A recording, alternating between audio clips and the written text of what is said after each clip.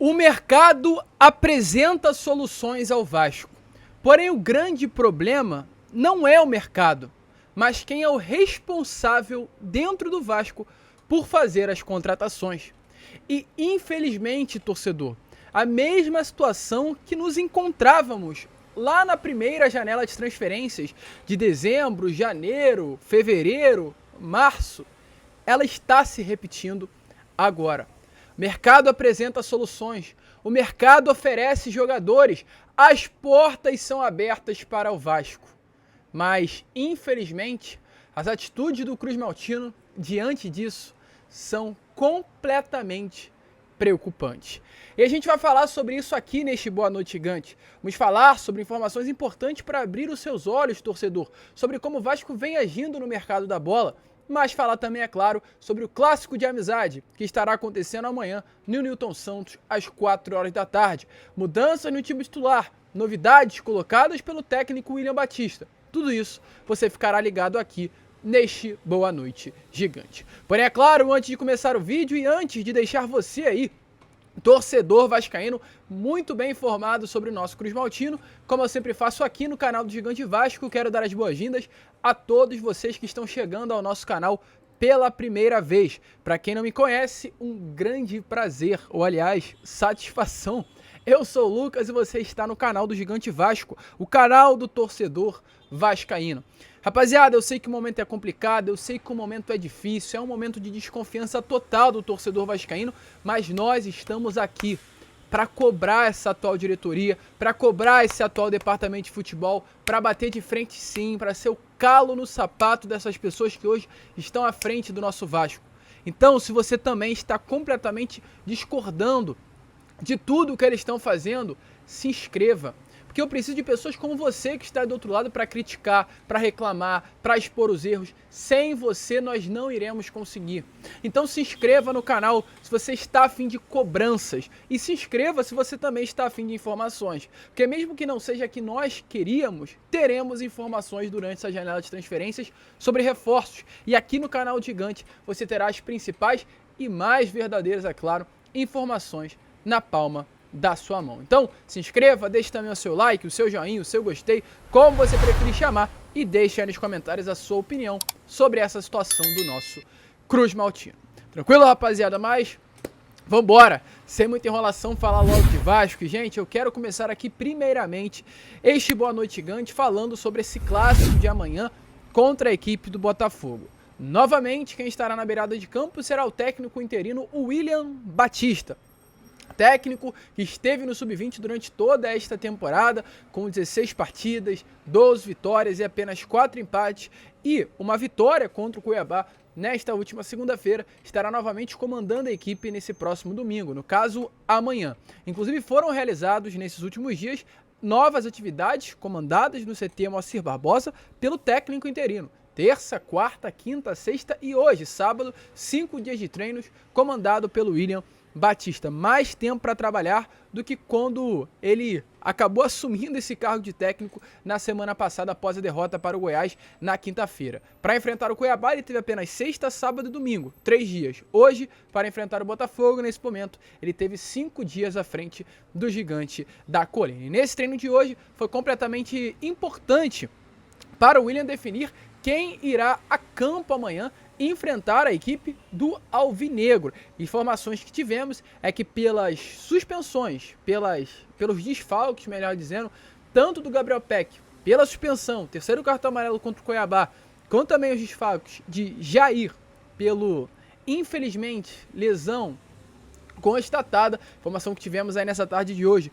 é que foi confirmada através de imagens, de exames de imagens realizados, uma entorse no joelho direito, então ele vai acabar ficando fora dessa partida de amanhã contra a equipe do Botafogo. Então, com isso, o técnico interino William Batista teve que modificar a sua equipe, e o Vasco enfrentará o Botafogo amanhã da seguinte maneira: Léo Jardim no gol, Pumita na lateral direita, Lucas Piton na lateral esquerda, Léo Pelé e Capasso na zaga. Gosto, finalmente o William Batista não é o Maurício Barbieri, que tendo Capasso no banco colocava Robson.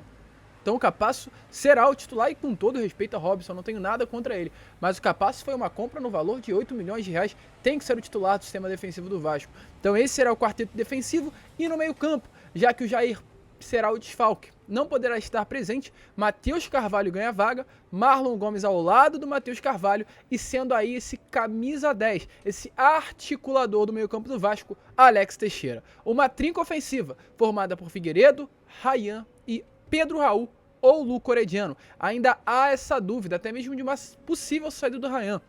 A expectativa é que o Vasco entre com esse 4-3-3, com Figueiredo aberto pela ponta esquerda, Ryan ou Pedro Raul aberto ali, como aberto não, né, mais fechado como centroavante e Orediano mais pela ponta direita. São várias possibilidades que estão sendo estudadas ainda pelo técnico William Batista para enfrentar a equipe do Botafogo amanhã. Porém, será uma equipe completamente diferente da que enfrentou o Cuiabá nessa última segunda. Mudanças no meio pela suspensão do Jair, pelo desfalque do Jair devido à lesão, mudança no ataque pela suspensão do Gabriel Peck e mudança na zaga pelo retorno do Manuel Capasso após esses desfalques contra Goiás e Cuiabá pela lesão que sofreu contra a equipe do Internacional. Porém, torcedor, não poderemos deixar de falar o seguinte, eu já emendo a um outro assunto desse vídeo, pois foi como eu falei, as portas do mercado estão abertas ao Vasco. As portas do mercado estão abertas ao Vasco. Se você não viu o Fala Gigante, corre lá para dar uma olhada que eu falei exatamente sobre isso. O que eu quero dizer quando falo que as portas do mercado estão abertas ao Vasco? Fernando, meio campo, volante do Sevilha, que é um nome que está na mira dos gigantes da colina. O Fernando hoje está no mercado. Sevilha passa por uma dificuldade financeira gigantesca e está colocando todo o seu elenco no mercado. Sevilha tem uma dívida de 90 milhões de euros e quer dinheiro. Então o Fernando está no mercado. O Vasco consegue negociar pelo jogador. O Soteldo vive uma incógnita com o Santos com relação à sua compra. Muito provavelmente estará no mercado também. Gustavo Mosquito. Ah, Lucas, o Gustavo Mosquito, eu gosto muito dele, acho um bom jogador para compor elenco, não está mais nos planos do Corinthians, estará no mercado. Seu contrato termina no final do ano. Luiz Gustavo, jogador, volante de seleção brasileira, está livre no mercado, sem nenhum clube. Rafael Navarro, jogador que o Palmeiras está colocando no mercado, baita oportunidade. Então, gente, opções temos. Porém, precisamos de um profissional que esteja à frente do departamento de futebol, que consiga aproveitar essas oportunidades. Porque eu hoje fiz um balanço sobre como o Vasco atacou o mercado nessa primeira janela de transferência e coloquei isso lá nas minhas redes sociais. Underline Lucas Moretti. Eu não posso falar o nome da rede aqui, estou naquela rede do passarinho. Corre lá para dar uma olhada. Eu falei assim, ó, na minha publicação. Só uma breve reflexão sobre alguns nomes que o Vasco quase fechou na primeira janela e o atual momento deles na temporada. Falei de Guilherme Bissoli, falei de Keller e falei de Zanocelo.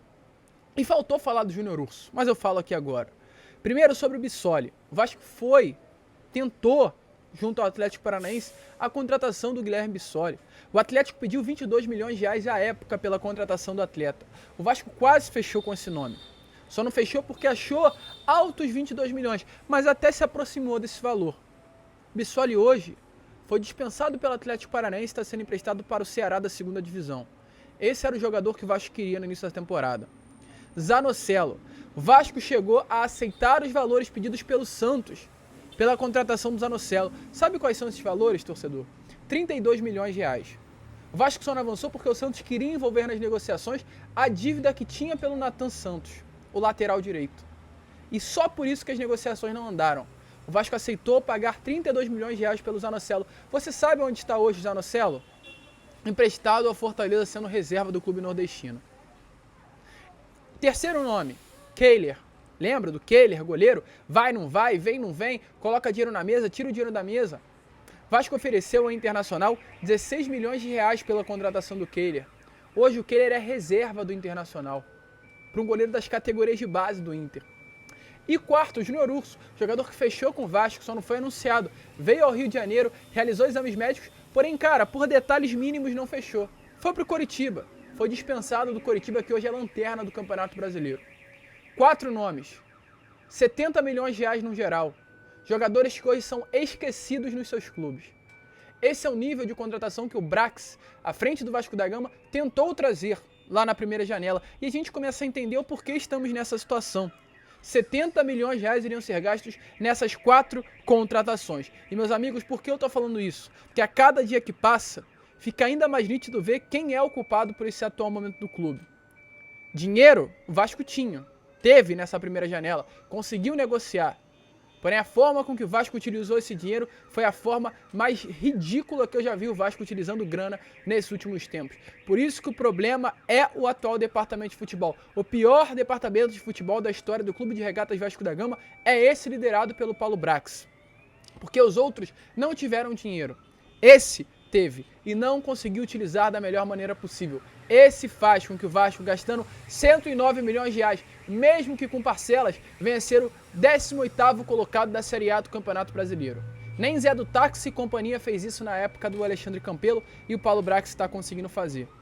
Então, torcedor, eu estou falando isso para abrir os seus olhos, para mostrar quais eram os jogadores que o Vasco buscou nessa primeira janela de transferências, liderado pela equipe de scout e análise, liberado pelo departamento de futebol, hoje comandado pelo Paulo Brax. E olha onde estão esses atletas. Então, se tem um culpado nisso tudo, não é Maurício Barbieri, não é Abel Braga, é Paulo Brax. É o líder de todo esse problema que hoje acontece dentro do Vasco da Gama. O grande responsável tem nome, e o nome é ele. Claro, Barbieri tem sua culpa, Abel Braga tem sua culpa, todos têm sua culpa. Mas não poderemos deixar passar Paulo Brax, o grande responsável por todo esse problema. Olha as contratações que ele tentou até o final e olha aonde elas estão.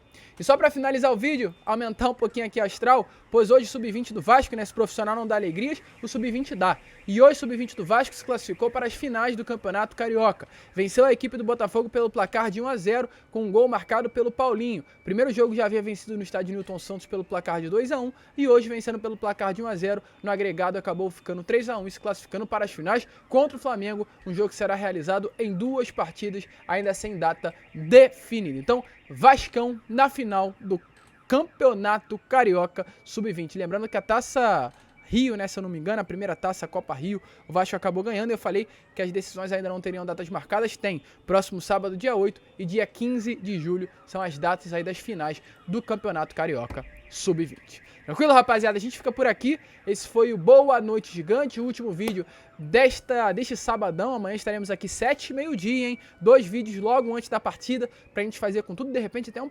pré-jogo a gente abre aqui no nosso canal. E estaremos, é claro, com pós-jogo do Gigante por volta aí de 6h30 da noite. Vamos que vamos, se inscrevam, compartilhem nosso canal. E como sempre falamos, ó, saudações vascaínos, se inscrevam, cara. Falta pouco pra gente chegar aos 100 mil. Vambora, rapaziada.